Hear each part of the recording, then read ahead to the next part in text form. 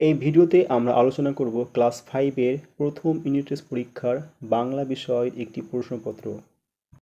প্রথম unit test পরীক্ষা হবে 10 নম্বরের, সময় থাকবে 20 মিনিট। যে সমস্ত গল্প এবং কবিতা তোমাদের বই থেকে পড়তে হবে সেগুলো হচ্ছে গল্প বুড়ো, বুনো হাঁস, দারোগাবাবু এবং হাবু, কেতু ও মুন্ডার কাহিনী, পাখির কাছে ফুলের কাছে, বিমলার অভিযান এবং ছেলেবেলা। এই সমস্ত গল্প এবং কবিতা তোমাদের পাতাবাহার থেকে পড়তে হবে এবং ভাষাভার থেকে পড়তে হবে ব্যঞ্জনসন্ধি, শব্দ ও পদ। এবারে আমরা দেখে নেব প্রশ্নপত্রটি। প্রথমে বলছে এক কথায় উত্তর দাও। তিনটি, যে কোনো তিনটি প্রশ্ন দিতে হবে। প্রতিটি প্রশ্ন মানে 1 করে 3 নম্বর। প্রথম কয়ের প্রশ্ন, গল্প বুড়ো কখন গল্প শোনাতে আসে? উত্তর, শীতের ভোরে গল্প বুড়ো গল্প শোনাতে আসে। ক্ষয়ের প্রশ্ন, এতুয়া শব্দের অর্থ কী? উত্তর, এতুয়া শব্দটির অর্থ রবিবার। এবারে গয়ের প্রশ্ন, বালক রবীন্দ্রনাথের প্রধান ছুটির দেশ কী ছিল? উত্তর, বালক রবীন্দ্রনাথের প্রধান ছুটির দেশ ছিল তার বাড়ির ছাদ। ঘয়ের প্রশ্ন, বিমলার ছোট ভাইয়ের নাম কি? উত্তর, বিমলার ছোট ভাইয়ের নাম অবনী। এবারে 2 দাগের প্রশ্ন, 2 একটি বাক্যে উত্তর দাও। দুটি প্রশ্ন উত্তর দিতে হবে। প্রতিটি প্রশ্ন মান 2 করে থাকবে, মোট 4 নম্বর। প্রথম প্রশ্ন, দুটো বুনো হাঁস দল ছুট হয়েছিল কেন?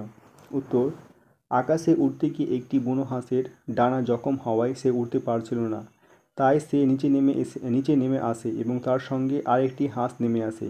এইভাবে দুটো বুনো হাঁস দলছুট হয়েছিল।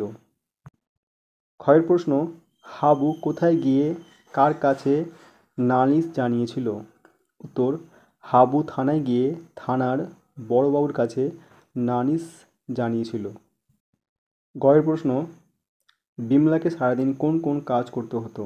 উত্তর, বিমলাকে সারাদিন ফুল তোলা, খোকা কাঁদলে সামলানো, পুজো করা, ছাগল নটে গাছে খেয়ে গেলে তাকে তাড়ানো, দাদা খেতে বসলে নুন দেওয়া, মার পানের জন্য চুন দেওয়া, এই সব কাজ করতে হয়।